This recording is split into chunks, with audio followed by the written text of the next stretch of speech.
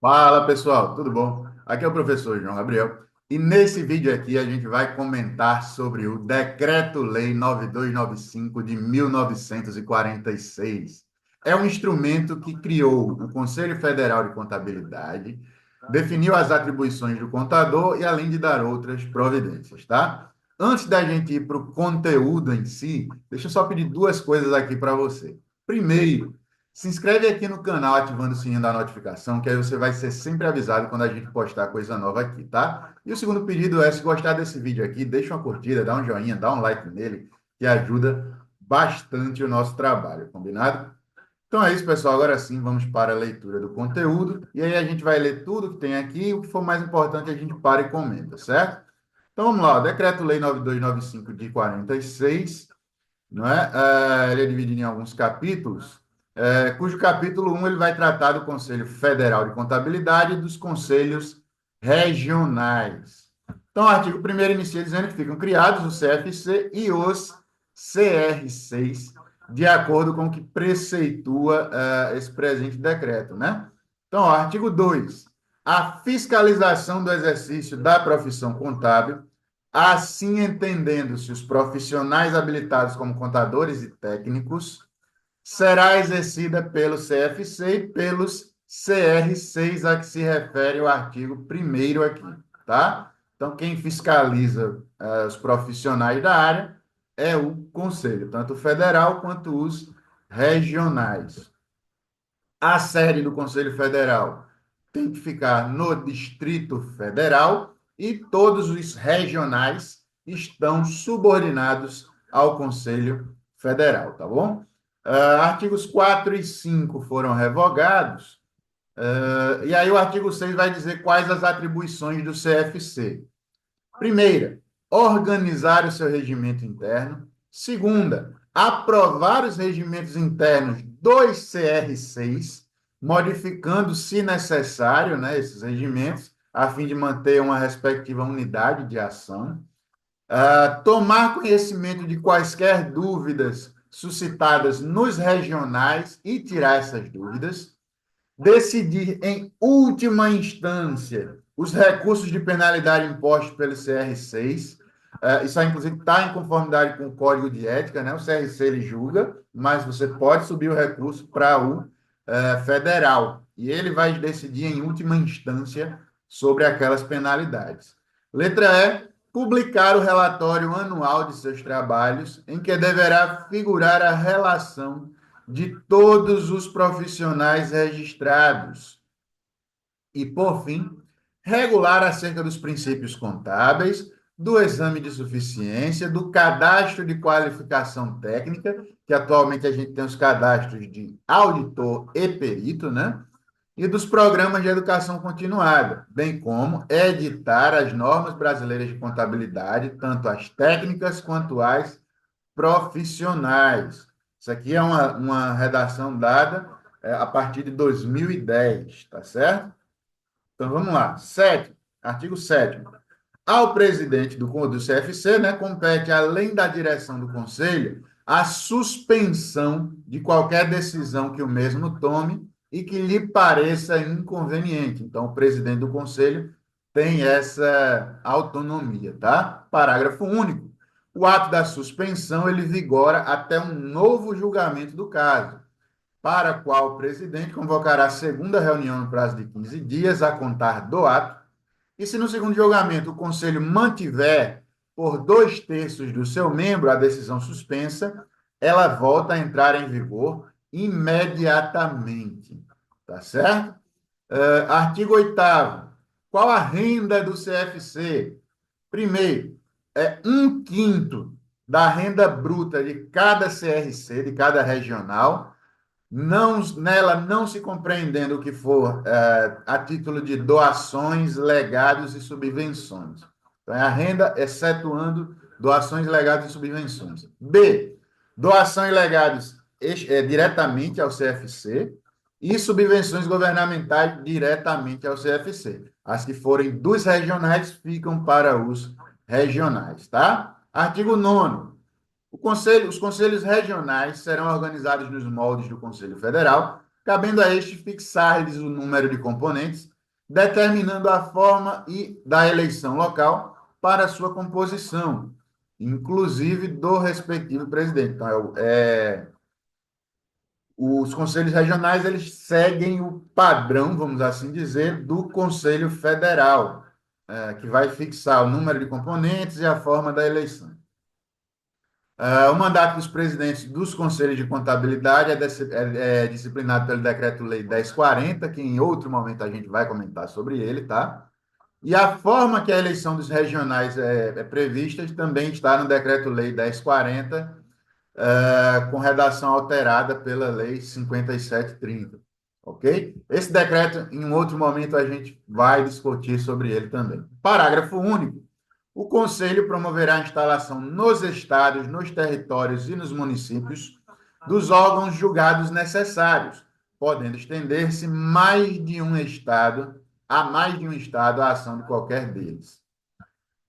Artigo 10º são atribuições dos regionais agora.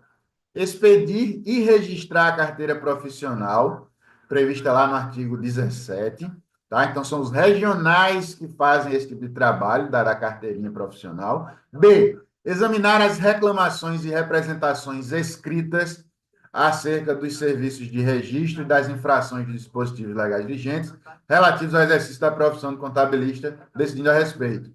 Então, quem vai decidir sobre reclamações e denúncias de infrações também são os regionais, tá?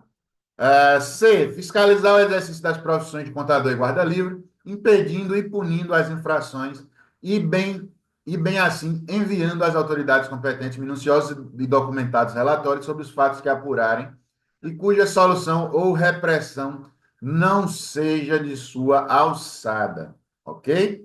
D, publicar relatório anual de seus trabalhos e a relação dos profissionais registrados, isso é tanto para o federal quanto para os regionais. E, elaborar proposta do seu regimento interno, que vai ser submetida ao federal, né? F, representar ao CFC acerca de novas medidas necessárias para a regularidade do serviço e fiscalização do exercício das profissões, previstas na linha B deste artigo. E G, admitir a colaboração das entidades de classe nos casos relativos à matéria das alíneas anteriores. Resumindo aqui, o mais importante é lembrar que a fiscalização em primeira instância é sempre dos regionais e a emissão da carteirinha de conselho também, tá? Artigo 11. A renda dos regionais, quais serão? A. 4/5 das taxas de expedição das carteiras profissionais, estabelecidas no artigo 17, e seu parágrafo único. B. 4/5 das multas aplicadas, conforme a linha B do artigo anterior. 4/5 da arrecadação da anuidade, prevista no artigo 21 e seus parágrafos. Então, tudo isso 4/5, 4/5 por quê? Porque 1/5 vai para o federal. D. Doações e legados e subvenções dos governos. Essas duas últimas para totalmente o valor para o Conselho Regional, tá? Capítulo 2, registro da carteira profissional. Artigo 12. Os profissionais a que se refere este decreto-lei somente poderão exercer a profissão após a regular conclusão do curso de bacharelado em ciências contábeis reconhecido pelo MEC, aprovação no exame de suficiência e registro no Conselho Regional de Contabilidade a que estiverem sujeitos. Muito importante esse artigo aqui, tá? Parágrafo 1º, o exercício da profissão sem registro, aqui alude este artigo, será considerado infração. Parágrafo 2º, os técnicos em contabilidade já registrados no CRC e os que venham a fazê-lo até 1º de junho de 2015 têm assegurado direito ao exercício da profissão. Portanto, novos técnicos só foram admitidos até 1º de junho de 2015. Passou disso, só se registram agora os bacharéis, os de nível superior. Por isso que é questão de tempo, né? Que se extinga a atividade de técnico em contabilidade, tá? Artigo 13º, artigo 13. Os profissionais punidos por inobservância ao artigo anterior e seu parágrafo único não poderão obter registro sem provar o pagamento das multas. 14. Se o profissional registrado em qualquer um dos conselhos regionais mudar de domicílio, tem que fazer se avisar ao Conselho Regional que o novo local dos seus trabalhos estiver sujeito à carteira profissional de que trata o artigo 17, considera-se que há mudança, desde que o profissional exerça qualquer das profissões no novo domicílio por prazo maior do que 90 dias. Então, eu sou, por exemplo, residente de Recife, Pernambuco. Se eu me mudo para Maceió, Alagoas, e passo a trabalhar lá, eu tenho que comunicar a mudança de domicílio ao regional, no caso, ao novo local, portanto, ao CRC lá de Alagoas, tá? Artigo 15. Os indivíduos, firmas, sociedades, associações, companhias e empresas em geral, e suas filiais que exerçam ou explorem, sob qualquer forma, serviços técnicos contábeis, ou a seu cargo tiverem alguma secção que a tal se destine, somente poderão executar os respectivos serviços depois de aprovarem, perante os conselhos de contabilidade, que os encarregados da parte técnica são exclusivamente profissionais habilitados e registrados na forma da lei. Muito importante também o artigo 15. Parágrafo único. Substituições dos profissionais obrigam a nova prova por parte das entidades a que se refere esse artigo. Então, tem que sempre provar que existe um encarregado técnico para que aquele serviço contábil esteja legalmente habilitado a ser exercido, tá? 16. O Conselho Federal organizará anualmente, com as alterações havidas em ordem alfabética, a relação completa de registros, classificados conforme os títulos de habilitação, e o fará publicar no Diário Oficial. Artigo 17, um artigo bem importante aqui. A todo profissional registrado de acordo com o decreto-lei será entregue uma carteira profissional numerada, registrada e visada no Conselho Regional respectivo, o qual deve conter, e aí temos uma lista aqui de A a J: nome por extenso, filiação, nacionalidade e naturalidade, data de nascimento, denominação da escola em que se formou ou declaração de sua categoria de provisionado, a data em que foi diplomado ou provisionado, bem como indicação do número do registro no órgão competente do Departamento Nacional da Educação, a natureza do título ou títulos de sua habilitação, porque a gente tinha técnico e superior, né? O número de registro do Conselho Regional, sua fotografia de frente e impressão do polegar, né? Da impressão dactiloscópica do polegar, e a assinatura. Então, tudo isso deve estar contido na carteirinha do CRC. Parágrafo único. A expedição da carteira ficará sujeita à taxa de 30 cruzeiros. Olha aí o valor na época, né? Hoje, logicamente, esses valores estão atualizados.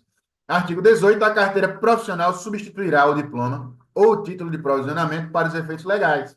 Servirá de carteira de identidade e terá fé pública. Artigo 19. As autoridades federais, estaduais e municipais só receberão impostos relativos ao exercício da profissão de contabilista mediante a exibição da carteira que se refere ao artigo 18. E artigo 20.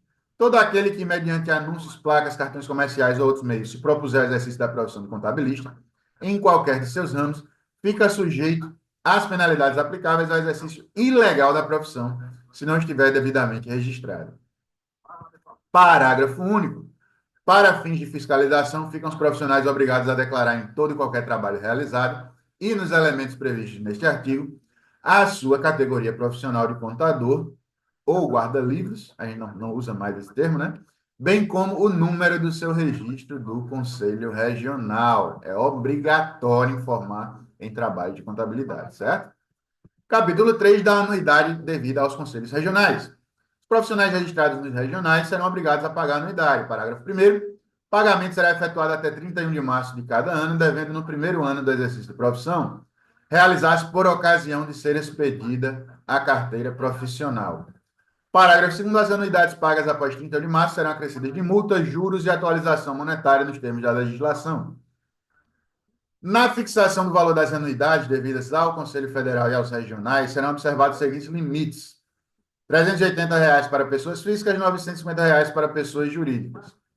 Sendo que os valores fixados no parágrafo 3º poderão ser corrigidos anualmente pelo IPCA do IBGE.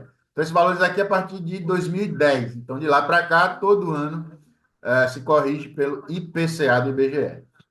As empresas ou quaisquer organizações que explorem ramo de serviços contábeis é obrigado o pagamento de anuidade do CRC. A anuidade deve ser paga até 30 de março, aplicando-se após esta data as regras do artigo 21.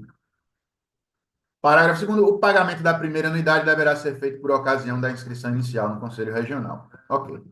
Artigo 23. O profissional ou organização contábil que executar serviços contábeis em mais de um estado estão obrigados a comunicar previamente o CRC no qual estão registrados, o local onde serão executados os outros serviços. 24. Somente poderão ser admitidos à execução de serviços públicos de contabilidade, inclusive a organização dos mesmos, por contrato particular, sob qualquer modalidade, o profissional ou pessoa jurídica que prove a quitação de suas anuidades e de outras contribuições a que estejam sujeitos. Capítulo 4. As atribuições profissionais. São considerados trabalhos técnicos de contabilidade, organização e execução de serviços de contabilidade em geral, escrituração dos livros de contabilidade obrigatórios, bem como todos os necessários no conjunto da organização contábil e levantamento dos respectivos balanços e demonstrações, perícias judiciais ou extrajudiciais, revisão de balanço de contas em geral, verificação de haveres, revisão permanente ou periódica de escritas, regulações judiciais ou extrajudiciais de avarias grossas ou comuns, assistência de conselhos fiscais de sociedades anônimas e quaisquer outras atribuições de natureza técnica conferidas por lei aos profissionais de contabilidade. Artigo 26.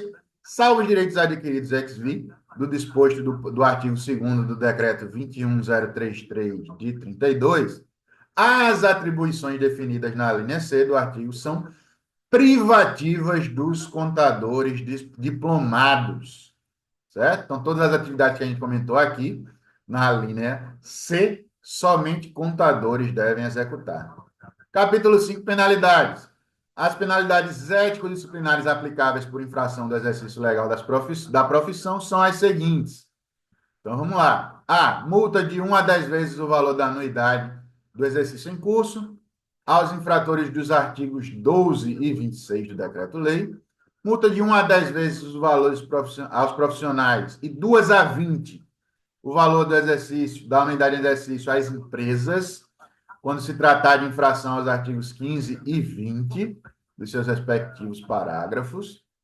Multa de 1 a 5 vezes o valor da anuidade do exercício em curso aos infratores dos dispositivos mencionados nas alíneas A e B, para os quais não haja indicação de penalidade especial. D.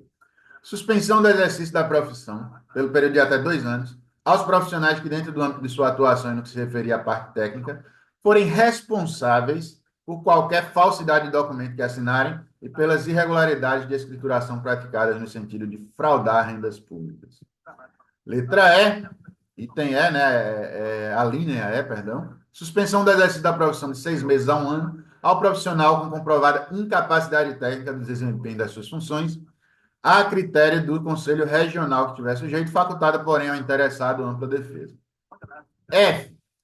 Cassação do exercício profissional, quando comprovada a incapacidade técnica de natureza grave, crime contra a ordem econômica tributária, produção falsa de prova de qualquer requisito para registro profissional e apropriação indevida de valores de clientes confiados à sua guarda, desde que homologada por 2/3 do plenário do Tribunal Superior de Ética e Disciplina, que o superior é do Conselho Federal, tá?